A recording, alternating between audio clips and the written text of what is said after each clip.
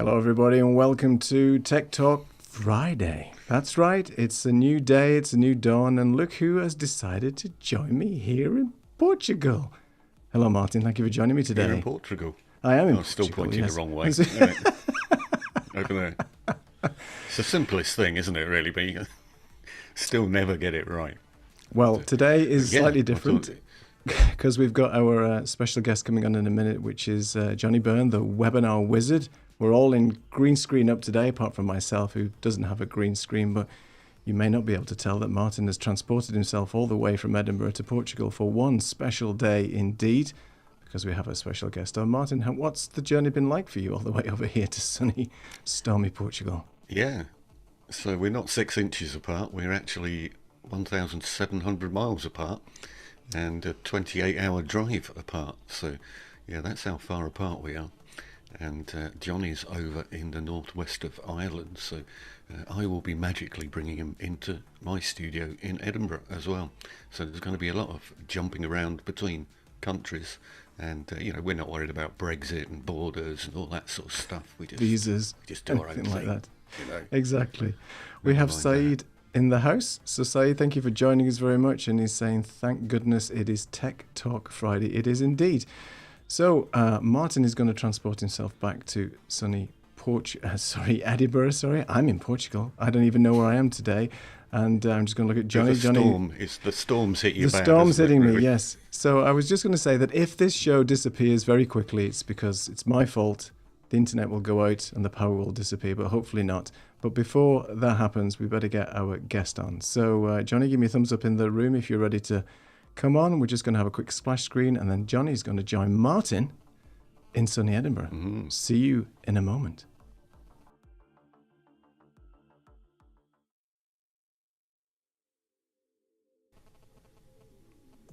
Hey, here we are in Johnny. You're not meant to be down there in your logo. We need to get you somewhere else, really, I think. I know I'm small, Martin, but I'm not that small. I can make you a bit bigger. Let's put a bit bigger. And grab the spider. It was a sort of a web reference of some sort, you know. Oh, cool. Let's get you to the proper size. There you go. Okay, that's better, isn't it? So Johnny and I just getting ourselves sized roughly correctly in the office here, and I have magically extended my office to add a little bit of extra space behind Johnny. So if I actually come down, I'm going to show you what's going on behind it. So if I flick this button here, we can see that actually there's a bit of fake office going on behind Johnny there. So I just add in a bit of fake office, and I've done that by dropping a picture of my office into Photoshop and then use generative AI, the magic tool, to extend the office a bit. And then you can do some other clever little bits and pieces, like move myself and Johnny around in the office and ask people to follow us on socials or whatever it is that we want to do. And that is purely because we have the green screen going on. And so I've got green screen behind me and Johnny's got a green screen behind him. And if we just turn both of those off, you'd see just literally a green sheet behind the both of us.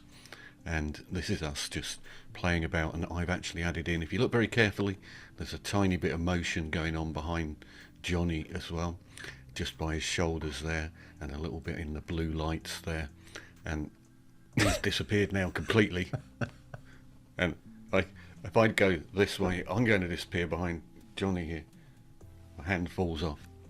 Oh, so, that was nice, Martin. a little bit of fakery, but I think genuinely this is us. We had 2 minutes before we came on live to test this out and try and line ourselves up, and this is where we got to in 2 minutes. I reckon if you gave us 10 or 15 minutes, there is no way anybody would know that we're not both in the same room. We just tweak the cameras round a little bit. We probably would be looking at our you know. I have to look that way, don't I, to be looking at you? Yeah. Which feels totally wrong, but you know, it's just a bit weird. I can see you on my other monitor, which makes sense for me. So. Yeah. So, Johnny, is a big OBS user, and I'm an Ecamm user, so I've actually brought Johnny on OBS into Ecamm, which is a bit of an odd combination. But I'm going to let Neil talk to Johnny more about OBS and Ecamm. But what I wanted to do was just flick through a couple of slides that I've got, or scenes that I've got set up here with Johnny, because Johnny's more about doing presentations, not always about messing about with green screen, but grabbing attention.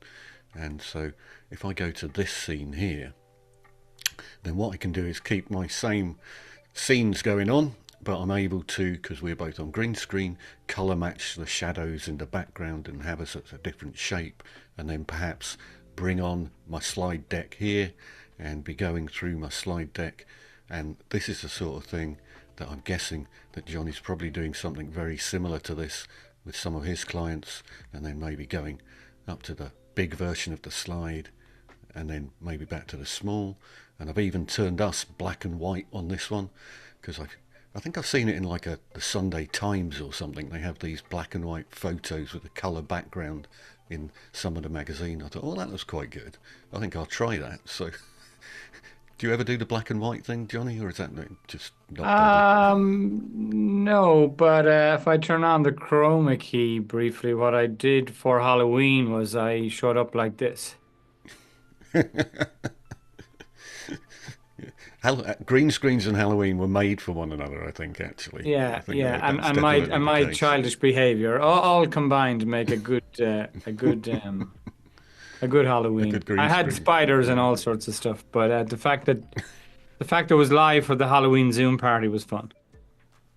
Oh, I don't have any spiders, but I do have. Is a goldfish. Now you've come to mention it.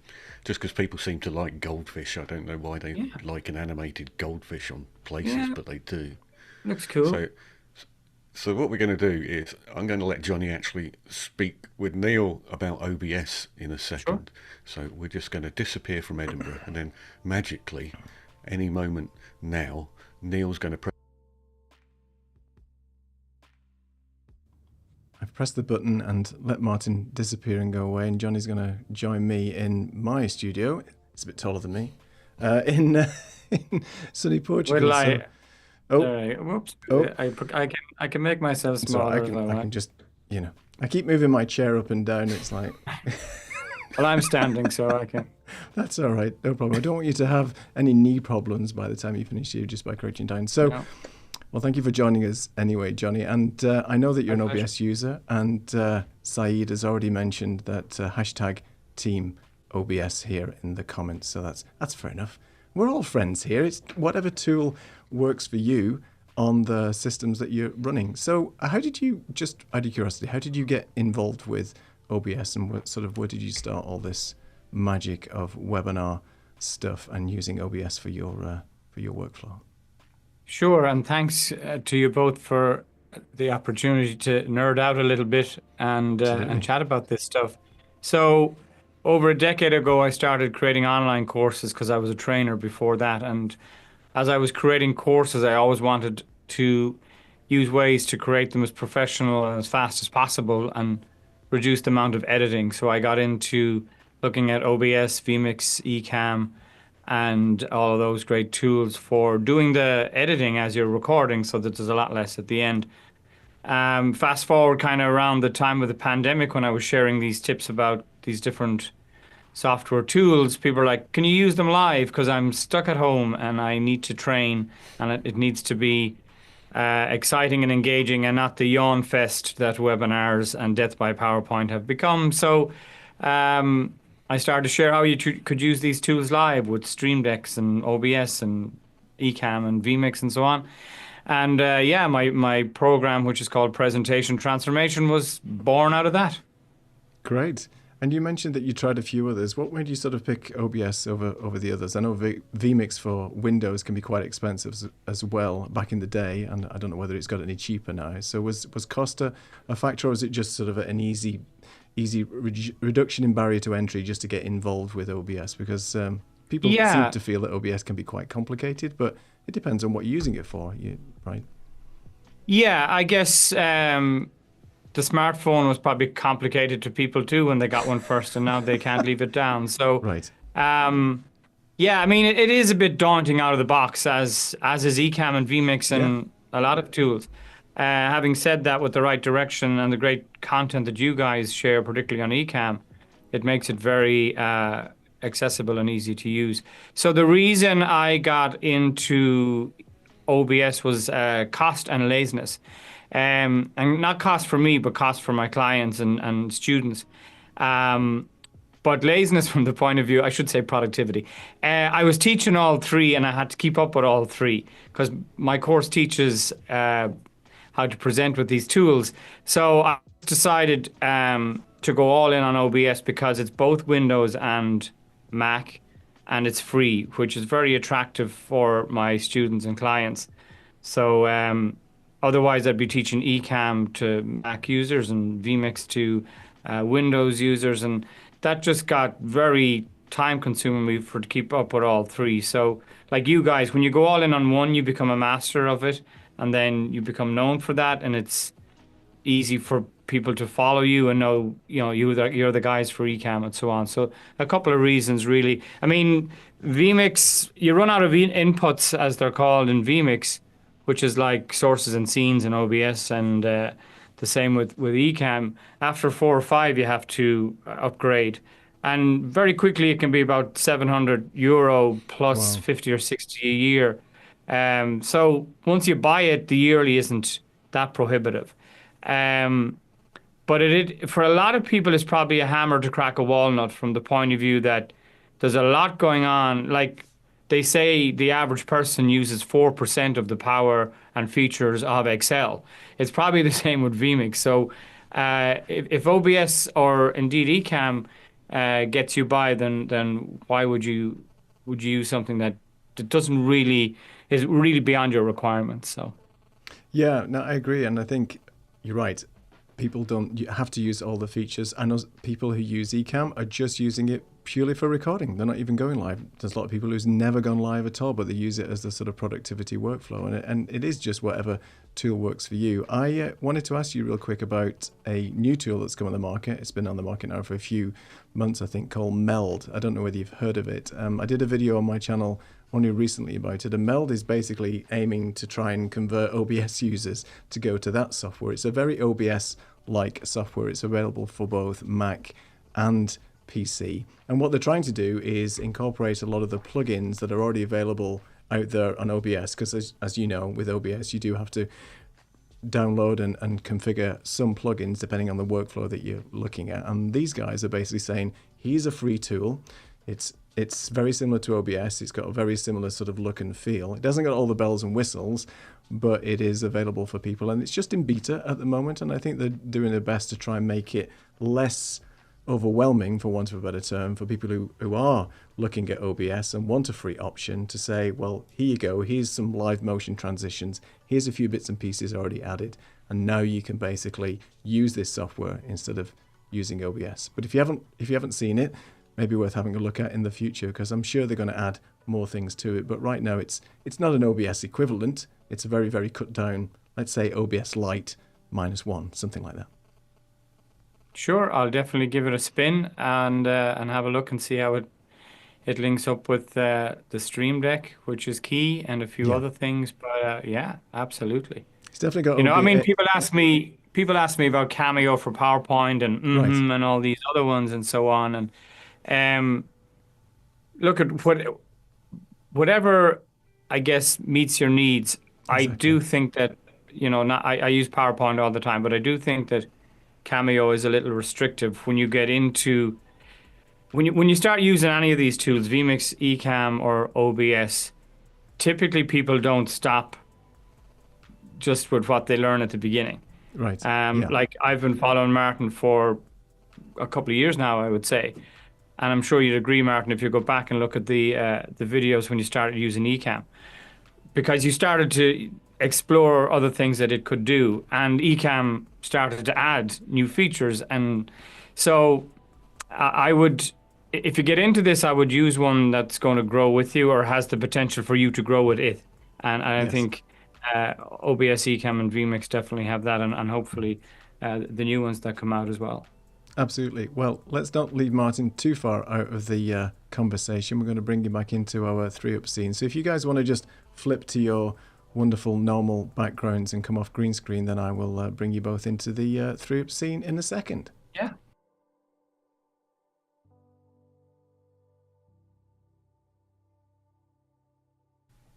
And as if by magic, here we are, all back in our normal, wonderful looking studio set. So let's just... That's it. Johnny's gone back to Ireland. How did he do I know, that? it's already back there. Look at that. Looking good. So let's talk about those sort of workflows. There's a couple of comments first. Let me just go back into those. So Saeed says, do we all have a shared curiosity for John? Absolutely. We're all friends here. Tatiana also mentions that whatever tool works for you, you just got to pick the tool and run with it. And as you said, you have to grow with these tools, because I think if you buy a tool or use a tool that's very, very limited in its capabilities, then you're going to have to spend time finding yet another tool and then learning that. And then, so yeah, you got to pick something and stick to it. Tatiana also says she gets what we mean. She uses Ecamm herself, but she can't teach the university students because not all of them are on Macs, and many is cost prohibitive, so they introduce them to a few options. And Saeed loves his bells and whistles. That's why he loves all the plugins and so on. So you mentioned PowerPoint. You use that a lot. And Cameo, I always get confused with all these because there's Cameo. Cameo is the video plugin. I know Martin's mentioned that before on PowerPoint. So what can you basically, both of you, explain maybe some of the shortcomings of using that as opposed to adding like an additional workflow, OBS, or some other form of encoder to that sort of setup? You want to go, Martin? I'll start off, will I? I'll start Go off ahead. then, because I've been playing about with PowerPoint this week and Cameo. I always think of Word Up, that song. Yeah, That's Cameo. Oh, yeah, I think yeah. of Cameo. Yeah, nice red cod piece. Let's not talk about that. It's a code word. Don't look it up on Google, people. It's quite Well, an we're showing our offensive ages. video that But anyway, goes with it's it, I think. But yeah, Cameo on PowerPoint is the built-in live tool, so you can appear live on a PowerPoint deck, which can be quite useful because you can change the size and the shape of your camera on that deck. That is very useful, actually, to be able to do that. So from that perspective, it's good. The downsides are, certainly if you do any of the morph type transitions on PowerPoint, which is something I do on Keynote quite a lot, it tends to, if you've got live camera on, it freezes the camera and then it goes to the new position that you've morphed to, allegedly, and then it puts the camera live again. So you get this effect where you're sort of like this and then suddenly you've gone like this, because PowerPoint doesn't maintain the live camera when it does the morph, which in Ecamm and in Keynote they both do that, but it doesn't do that for that. And it doesn't really support green screen either, I suppose, in that, because you just get effectively your USB camera coming in, or you could bring in your Ecamm camera, or I guess in Johnny's case the OBS camera comes into PowerPoint as the camera. Is that how you use it, John? I don't use it, but people have asked about it, and I definitely think it is a simple next step if you're using PowerPoint to have your camera within the slide. Just avoid using Morph. Yeah. When I go full screen, I'll show you what I do with PowerPoint. But that would be it's a great place to start, as I say, if you're using PowerPoint, but restrictive for what you mentioned and a few other things as well.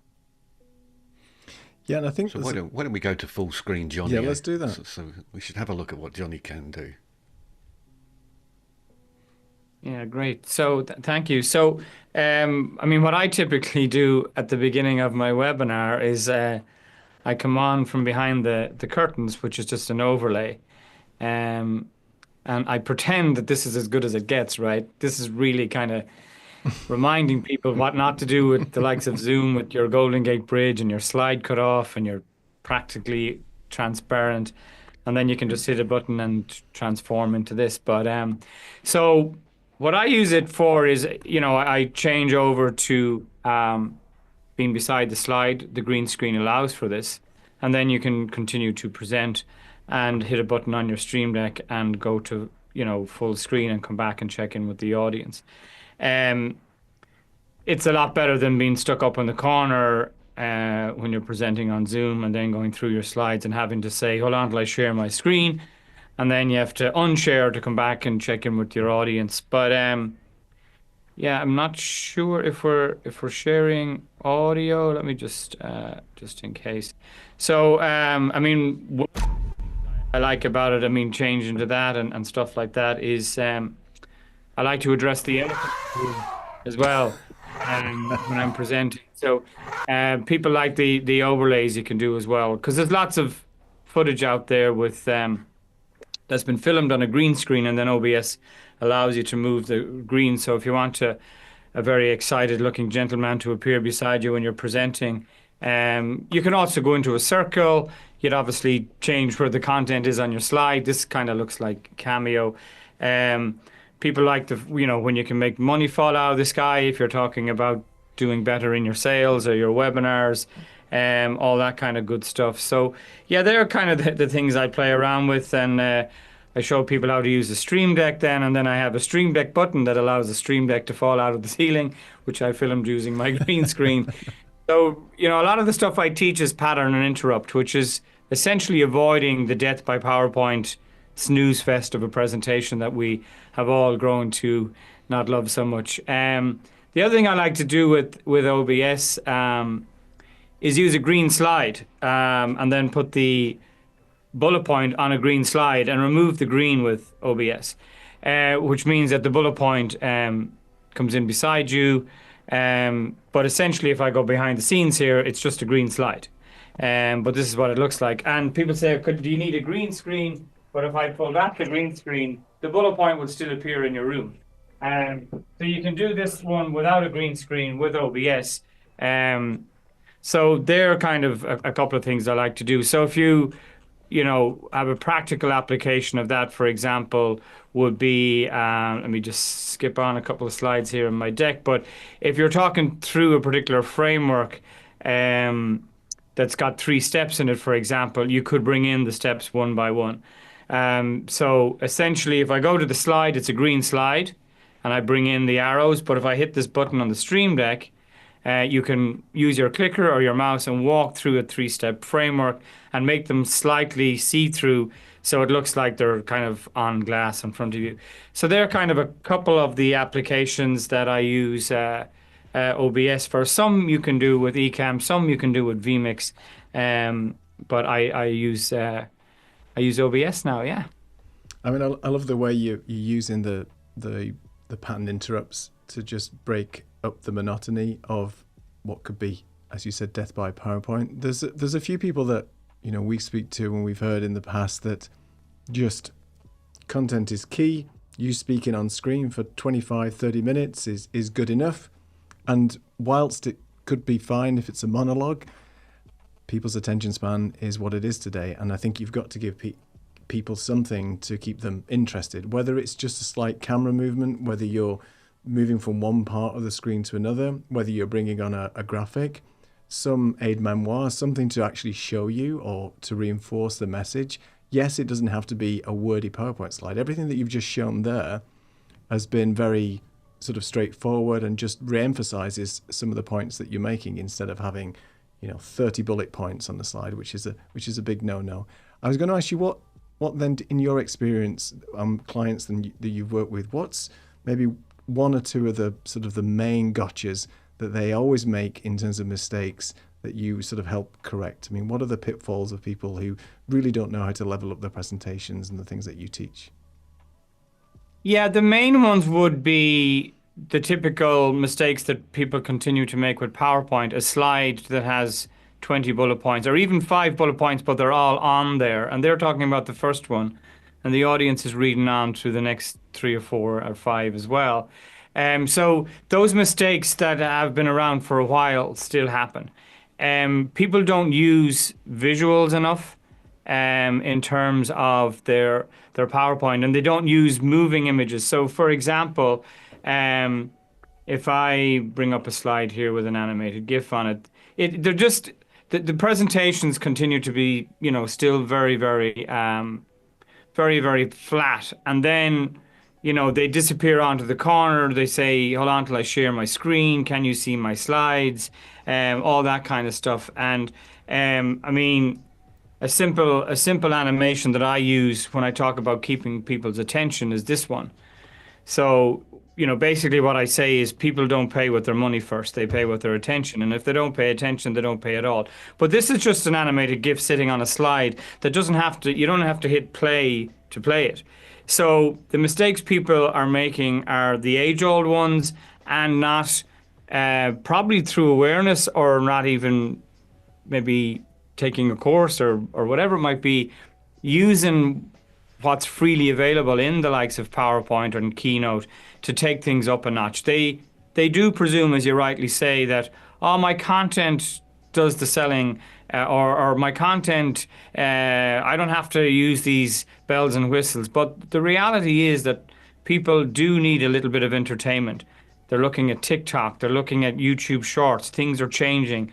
There's a lot of things going on to keep them intrigued and engaged, and we need to bring that into. And there is, Zoom fatigue and screen fatigue and webinar fatigue as well. So we do need to bring a little bit extra, and people aren't embracing that enough. And those who do, that work with me, who maybe take my courses or take my coaching, they do see more people staying to the end of the webinars, which means more money, essentially. Yeah, more engagement is more money at the end of the day, especially if you're trying to pitch and get something across to people. You don't want people, just coming off the call halfway through. Just a very quick funny story real quick. My wife was on a webinar the other day, and there was let's say a mixed age group in there, people of a certain age, people older than myself, and so on was in there. And it was quite a serious conversation, quite a topic about health and helping people. And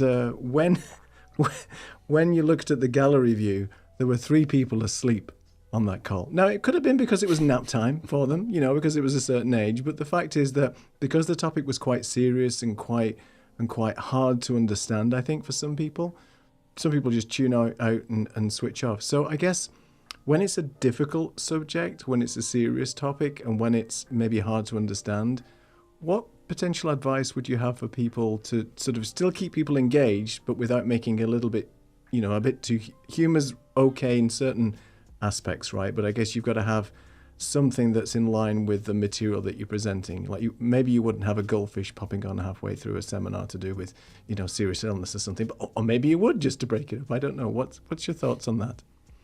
Yeah, I mean, you don't have to bring in humor, but I still think that pattern interrupt, because it's an age-old, tactic in psychology and NLP. And yeah, as a kid, if we fell and scratched our knee, our caregiver, our parent, our guardian would probably say, "Oh, look at the cute doggy," and try and interrupt the pattern of pain from scratching our knee.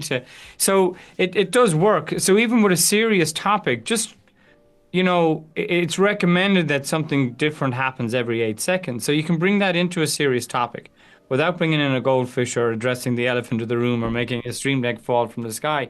You can still bring pattern interrupt in and maintain an appropriate level of seriousness that relates to the topic. And always do with any content, try and make it as understandable as possible, and use imagery on your slides, or whatever it takes. Even sometimes I'd bring in the iPad and I would probably draw around on a few things. Right. Again, it's just to bring people back to focus on the content. Yeah. Excellent. Yeah, and ultimately, to my mind anyway, a presentation is a show, right? It's not radio with a bit of video, which is what the people who continually say it's all about the content. Well, to me, if I've got the content that's the same as the next guy, but I'm also putting a show on, people will come back and watch the show, because the key word there is watch. If they're watching as opposed to listening, they're 2 different requirements. Yeah. So yeah. I don't think that they're the same at all. I think they're totally different.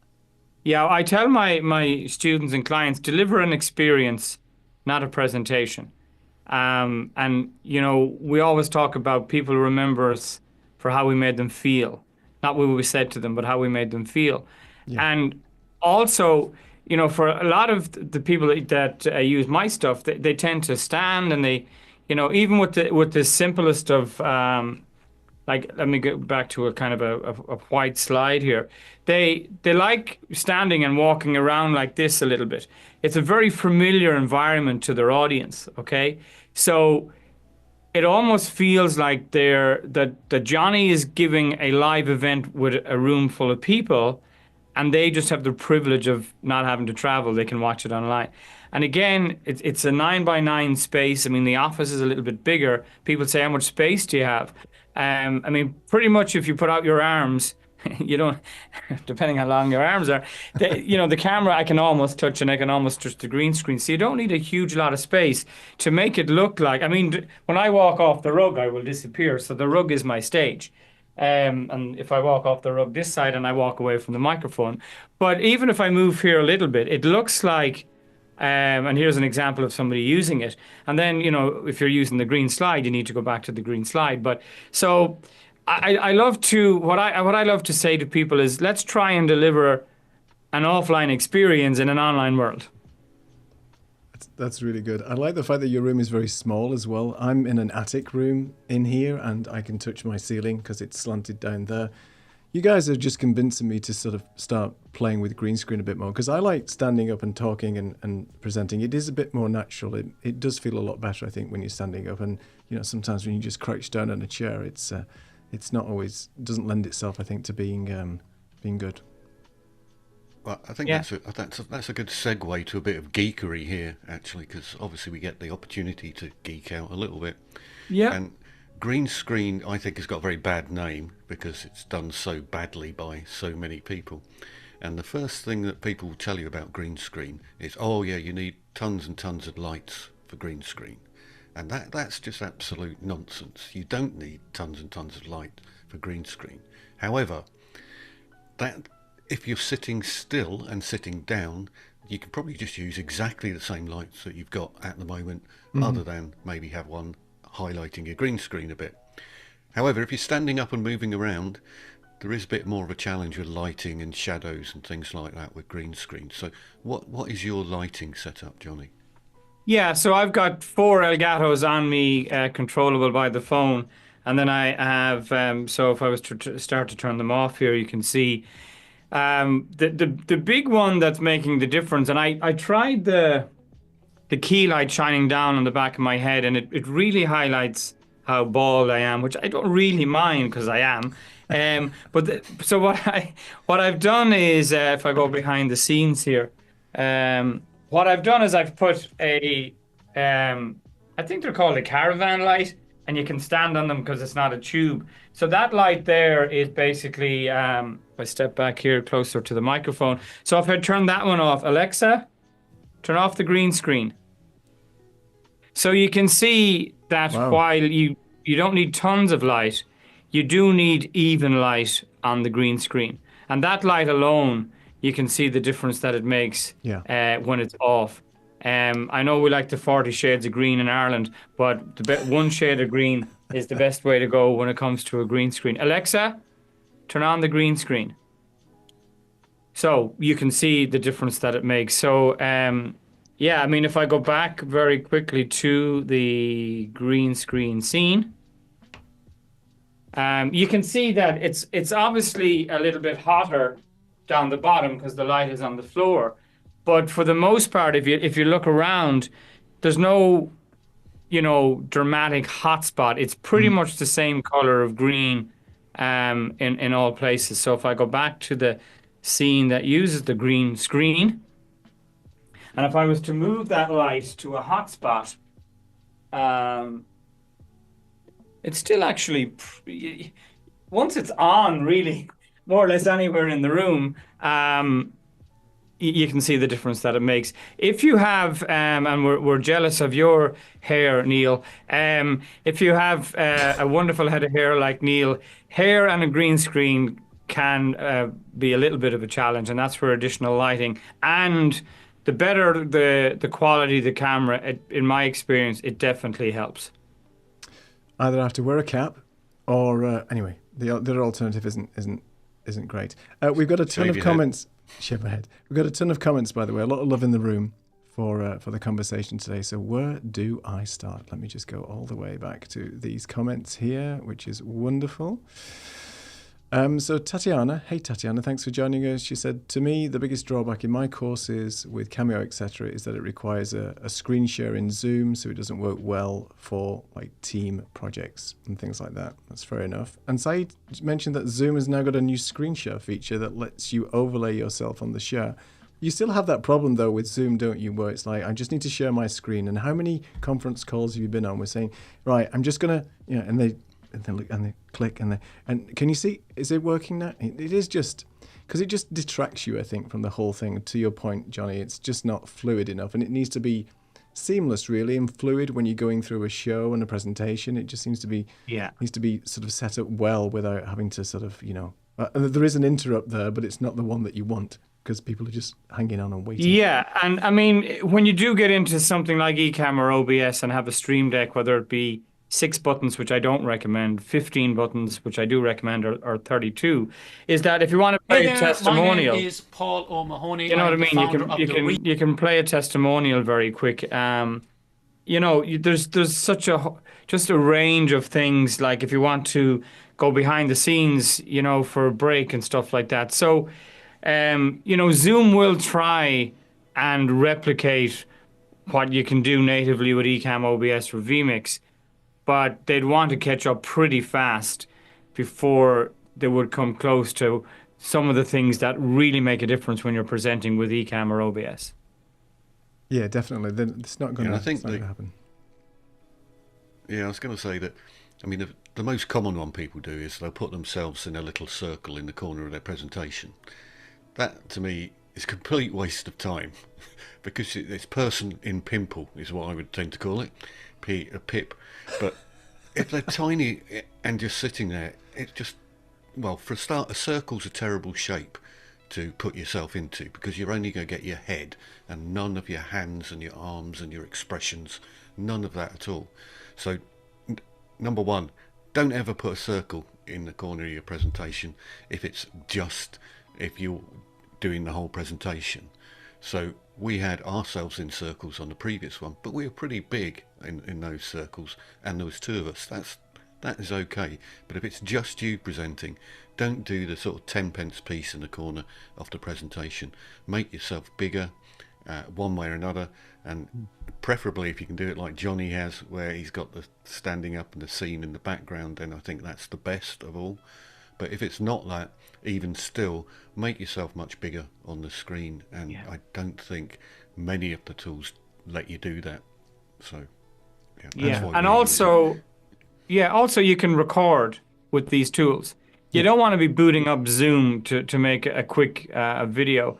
And I use Tela quite a lot to share personal introductions. So I jump on tela.tv, and I would, OBS is on by default pretty much for me, and I hit record, and it's like Loom, only better for video outreach. And I go, hey Neil, Johnny here, great to catch up with you the other day, yada yada yada. You have an instant link, a call to action button underneath, and I can pop it over to you with an animated GIF in the email, all created by Tela. So having to boot up Zoom and PowerPoint and Cameo and a few different things for stuff like that isn't ideal either. So the fact that Ecamm and OBS and indeed vMix would record as well. Like I have a button on my Stream Deck that I just reach down and hit record. It starts to pulsate, knowing I'm recording, which I can see kind of in my peripheral vision. And then I can reach down again and hit the same button. And OBS doesn't say, are you sure you want to stop recording? And you have to get the mouse and hit yes, it just stops recording.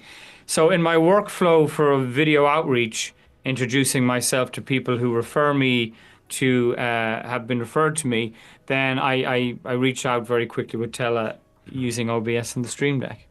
That's a great tip. I hadn't heard of Tela. I've used Loom before, so too many things that sound the same. I have used Loom before, but not Tele, so I'll definitely have to take a look at that. Yeah, Tele.tv is really good, yeah, and not expensive. And yeah, I mean, Loom is great for screen capture, and you can do it with Tele as well. But when you're recording with Tele,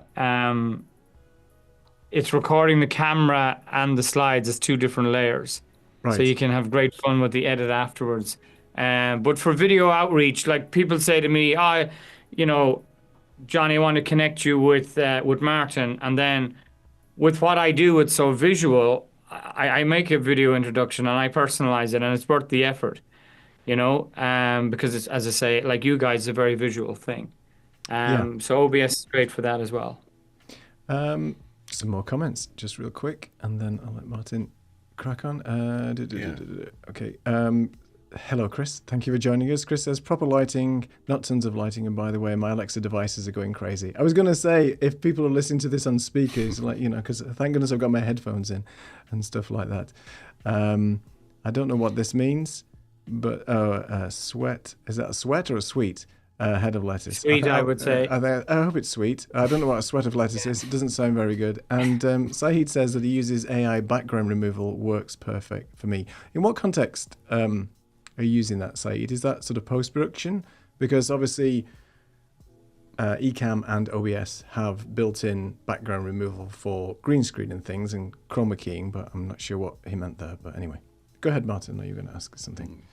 Yeah, while we're on the subject of backgrounds, I've noticed in your background there, Johnny, that you've got some shadows going on around your name and giving the impression that there's light coming in from a window and stuff like that. I'm going to assume that you've done that entirely intentionally for the reason of making your background look real rather than lots of these very, very bad fake backgrounds. I think that the addition of just something simple like light and shade makes a lot of difference. Yeah, so I got that from the guys at getwalldrop.com. They were doing a lot of ads on Facebook, and they do nice stuff. I mean, you can get a graphic designer, you can get stuff done on Fiverr or Upwork or whatever. But I just like the style of the guys from Get Wall Drop. I'm not affiliated to them. They don't even have an affiliate program yet. I'm sure they will because people ask me about my background all the time. But yeah, they do a nice job, and the lighting is to make it. Like, I'm not trying to pretend that it is my background. Having said that, I do want it to be, in this example, I do want it to look relatively realistic. So, and they've done a nice job putting the logo up there as well. So Looks good. yeah, so I can become my logo then if I pause briefly. Ah, right, cool. Hence the black T-shirt all the time, and I don't have to think about what I have to put on every day. It's just black T-shirt and jeans, like Zuckerberg in his grey T-shirt, or Steve Jobs in the turtleneck. Yeah. Yeah, I think it's important And to I have think contrast, that's another right? tip. Yeah. Go ahead, Martin. It's another tip for green screen, because ultimately green screen's looking for ones and zeros. That's what it's looking for. So by having a lighter background and you in a black T-shirt, then the camera will pick you out nicely because it's looking for ones and zeros. Yeah. So, simplest of things. People ask me what happens when you wear green with a green screen, and I said you can really become the webinar wizard. Woo! I got T-shirts. I got T-shirts made that had the green logo, and I had them ordered, and they arrived. And as the order was in transit, I was like, "Hold on a second, my logo is going to disappear when I'm using my green screen." So I had to put a green square on the graphic and stand relatively still. But if I moved off to this scene, the logo would go white, and then it became a talking point. Your logo's changing color in your T-shirt, and I'm like, yeah, it's an example of why you shouldn't wear green when using a green screen. And then people are like, what if I have green eyes? Well, then you need to get a blue-green screen, which is called a blue screen, and which the whole people ask too, like, why is it green? Because it's the furthest color from the human complexion. And I always joke that if you're the color of your green screen, worrying about your camera settings is the last thing you should be thinking about.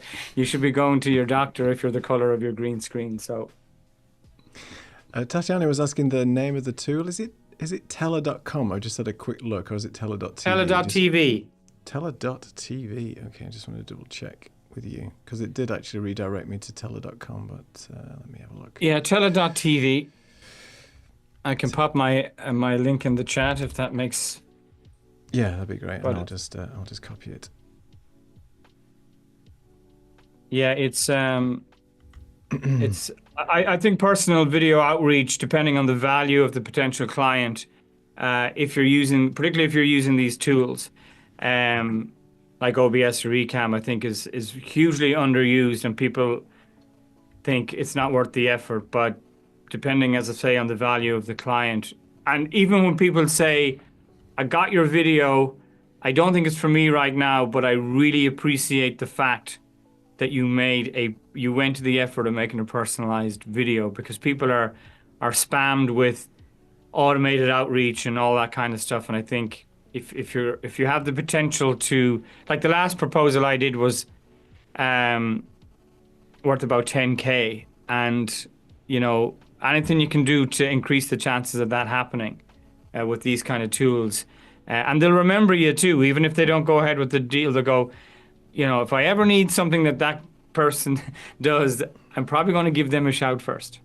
Yeah, you've got to keep them top of mind, right? Especially when it's such an industry where there's a lot of people doing similar things. And if there's a way that you can differentiate and make it more personal when you're doing some outreach, and I think that's really important, particularly when what they see with what you're doing. Yeah, and I think Tele, because it's a browser-based recorded that renders very fast, that you can trim the edges very quick, have a call to action button. I think if you are making yourself known to potential new clients, either Loom or particularly Tele, in my case, I love Loom as well, then I think it's, because we are talking about making an impression with video at the end of the day. Right. I think, because I used to record with Zoom or record with OBS, edit with Camtasia, upload to YouTube, make it unlisted. There's got to be a better way, and Tele is the best way. That seems like a lot of work. A lot of work. So you're just not going to do it. You're just not going to do it. You're just not going to do it. So Saeed uses his AI removal tool live. So he doesn't use chroma key or anything like that. He's got an AI removal tool. So I guess this is a plugin. Oh no, he's basically saying it's only for PCs with an NVIDIA graphics card. So the NVIDIA broadcast. NVIDIA's really stepping up with their sort of workflows and their graphics cards, because they've got the AI, not AI removal for the eye, but it's the one that keeps your sort of eye focus. Descript is something similar, where if you're looking down and trying to read something, it's going to make your eyes look like you're looking in the camera. Very creepy. Yeah. I tried it with Descript. It's too much. Yeah, it's too weird. much. Yeah, because you don't. Yeah, exactly. And you wouldn't. I mean, if you were talking to somebody and they didn't break eye contact, you'd be freaking them out. Yeah. It's one of these tools where it seemed like a good idea at the time, until you think about it a little bit more. Not I'm not knocking it. I mean, I like what it's able to do, but when it doesn't break eye contact at all, it's a little bit kind of. Yeah. The practical application, I think, sort of outweighs the sort of actually doing it for real. I think so. It always goes a bit Hannibal Lecter, doesn't it, really? I think if you do that. Yeah. I mean, I use the teleprompter, so when I'm meeting clients, you guys are in the teleprompter. Yeah. And that helps me keep eye contact and remind me that the default position is down the lens. That's where you make eye contact. And but sometimes I do have to look down at the Stream Deck. I mean, my go-to button would be, go to slides. So then I look down to recalibrate. Let's say I'm bringing on the elephant in the room. So I put one finger on the elephant. So when I come back to camera, I can bring on the elephant in the room without breaking eye contact. So with a bit of practice, you can do these things. But if you were never to take your eye, as I say, in a day-to-day conversation, if you were never to break eye contact, it is a bit freaky. Yeah, it does look very unnatural. And Saeed says the eye contact thing is especially creepy when you wear glasses. Yeah, it was a bit freaky when I was playing with it. As I mentioned, it actually changed my eye color. So I had one blue eye, one brown eye. That's fine. I mean, if you're David Bowie or somebody like that, but I'm not. So let's not use that. I was going to ask you, it's an interesting segue, if you don't mind. Could you maybe just tell us a little bit about the gear that you have in your studio? What is your sort of go-to gear. And Yeah. and second question, how important is it to have a studio that's set up that you can just walk into, turn on a couple of buttons, Yeah. and start recording? Yeah. So the Stream Deck, as I love to drop from the ceiling as part of my pattern interrupt, the Stream Deck is my go-to piece of hardware together with OBS. That's for doing the presentations. Lighting is key, and the microphone I'm always enhancing. I do realize it's probably a little bit more echoey than I normally would be because I had to move some acoustic pads recently, and I got to put them back up. Which apologies, I didn't get it done for today. So yeah, I have a shotgun mic overhead because I don't like the microphone in view, and so that is the shotgun microphone. The green screen, got a couple of those. If I switch back just to give you an idea with the green screen. So if I go to the green screen scene, I've got a fabric one. I've got a pull down one. And in the house, I've got a pull up one as well. I went for the fabric because it's you get a lot more space for walking around. After that, then, if I go back to this scene, second monitor is really useful. I've got 3 plus the teleprompter. The teleprompter is really useful for eye contact and for making courses. So you can use it as a teleprompter for reading your script, or you can use it for keeping an eye on your audience as well. I've got a sit-stand desk, so if I press number 1, it'll go the whole way down to the sitting position where I do my day-to-day work, or sometimes I work standing up. A recent addition to the standing desk is a treadmill, so I actually walk and talk at the same time. It's not advisable to be doing this and working a mouse and a keyboard. Depends what kind of video you're doing, but yeah, I get it. Yeah. Well, there you go. So I set it to about 2 kilometers an hour, and you'd just be walking comfortably and still able to use your mouse and keyboard. I've got a kitchen timer to take breaks every 30 minutes or less to get up and move around if I'm not in the standing position. That's kind of it, really, in terms of the workflow. I also use the Stream Deck for productivity. So, for example, if I go behind the scenes here, if I'm formatting a document, I've got normal text, center, heading 1, 2, and 3. If I'm going to Tela or the videos or Asana or my calendar or email, so I've got some of the buttons on the Stream Deck pre-programmed for shortcuts to stuff I do on a regular basis as part of the workflow. So open up a document, open up Tela, open up SpeakFlow on the teleprompter, make a video, send it off. And that lends itself to the second part of workflow. If you have to put stuff together, like I used to joke that if you had to put the kettle together every time you wanted a cup of tea, cue the tea or coffee, then you wouldn't just bother, right? So the easier it is, like even having Alexa, in case I set another one off, even having a smart speaker to turn on and turn off lights, and I am a bit of a nerd anyway to have these things, but they are practical applications of relatively inexpensive technology to bring a lot of efficiency into your workflow. And if it's efficient, you're more likely to do it. So that's kind of my take on all of that. Yeah, I agree with you. I used to have before moving to Portugal, I was in a different place, and I had to, and it was a smaller house where there wasn't a dedicated space for doing videos and things like that. And it was just the worst thing of setting up your light. Now I've got to set up my camera. Now I've got to put my microphone in. By the time you've done all that, all your creative energy is gone. It's like, now I have to record a video, and you just don't want to do it. So I think it's really important for people who are doing this full time to have a space where you can just come in, switch on a few things, use A to do all the work for you, to turn the lights on, as you said, and away you go. Tatiana had a question for you, Johnny. She asks, are you happy with your shotgun mic? And what is it? Is it a Rode NT something, or is it another manufacturer? It's about 12 years old. It's an AT. it's an so that's Audio Technica Yeah. 687R or something like that. I need to get a new one.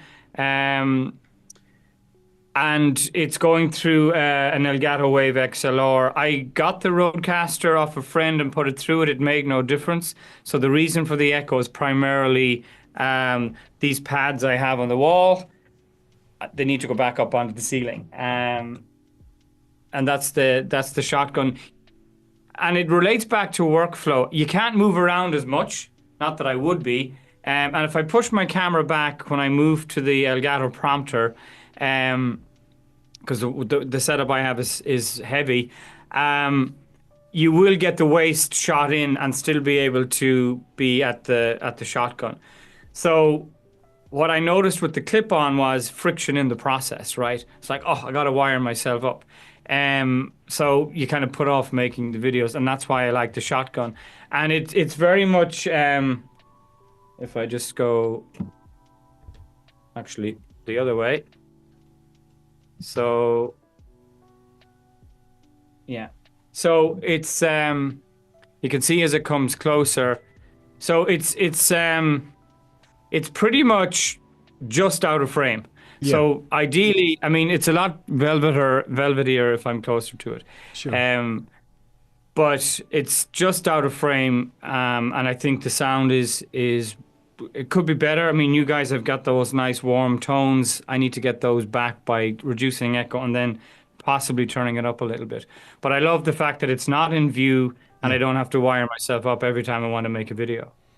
The videos I make, I have a shotgun microphone here as well, just out of frame. I'm just touching it, and Martin's dangling his. Is that a practical effect? That's what they call it. What is that? That's like a 3-key Stream Deck. That's like that's a Stream Deck. I'm just following your mounting solution for the Stream Deck or suggestion. So. Okay. It's the smallest. What microphone is it, Neil? So I use I've got a shotgun microphone here just out of frame that I record all my YouTube videos on, and this is just a Rode NT-G4 Plus. It's a USB and XLR combined microphone, which is okay. And are you running it through anything to enhance it? Are you running it through anything? The Rodecaster. But what I found recently is that the Wavelink software that's compatible with the Wave XLR, they've just updated it with version 2, which has this amazing AI voice isolation. And Martin can testify to this. Downstairs in another room, I was working in a room where we've got tiled floors, tiled ceilings, and so on. And it's horrible, horrifically echoey. I turn on this thing, and you don't get really hardly any artifacting, and I've turned it up to like 80% because the room is so terrible. But I did a video on my channel about it, and it's really good if you use it subtly. If you click on the little effects button at the bottom, the green, I'll just go full screen. So the little green effect button, yeah, click on that. You need to update it because there's a new version out, version 2, and it would be right there front and center. And I think it's called Voice Clarify or Voice, I can't remember the name of it. There you go. It's called something there. There you go. Voice I'm Focus. surprised they didn't. I'm surprised they didn't tell me. Voice Focus. It's amazing, and that would probably get rid of 90% of any reflections without really spending too much more money on the whole acoustic thing. But try it and experiment and just have a record because it's very, very useful. It does work very, very well. Yeah, I mean, and I put mine through just the Wave XLR as well. Too much gear. And so on. And speaking of gear and chat, go on, Martin. It's nearly top of the hour already. It's nearly top of the hour, and I want to give Johnny the opportunity to tell us what he's up to next. Yes, absolutely. And do a bit of blatant publicity about both his book and a forthcoming webinar that you've come up. Coming up very soon. Yeah. So if you pop over to the website johnnybeirne.com, you'll get what I call the Pattern Interrupt Playbook, and it goes through different examples of pattern interrupt you can do, from simple ones like using your voice, pregnant pause, things we do in professional speaking, right up to addressing the elephant in the room and everything in between. So they're just examples of that. When you get the book, you'll get an email as well about my next live masterclass, which is also called the Pattern Interrupt. Sorry, it's called the Presentation Transformation Playbook. That's on April 2nd. It's on a Wednesday. It's 12 Eastern or 5 UK time in Ireland. And we just walk through the importance of grabbing and keeping attention, and then walk through in a bit more detail how you do some of the examples and why they're important that we got a chance to cover today. It's a free masterclass. There is, of course, as is customary in all webinars, the opportunity to join us in my online course called Presentation Transformation that walks you through the gear, the software, how to use OBS, how to use a Stream Deck, and how to use Pattern Interrupt. But the masterclass is free if you want to learn a bit more. And thanks for the opportunity to mention that. Fantastic. I've got some guest socials for you as well. So that's where you can find Johnny online, and it should post a link to your website as well in the chat. And I'll put it in the description as well. But that's fantastic. Appreciate that, guys. So much. No problem. Well, we're at the top of the hour, and Johnny's only got a few more minutes before he has to shoot off to his soiree later. So, Johnny, we just wanted to say a big thank you to you for joining us today. We'd love to have you back and geek out more. We could have another hour show just talking about gear and other workflows. So I'm always up for that. I just love seeing how other people work and so on. And thank you so much for joining us. If you just stay in the green room for a second, I'll go to the splash screen. I'll bring Martin back on and we'll just talk about what we've got coming up in the next couple of weeks. Johnny, really appreciate absolutely. your time. Speak to you in a minute.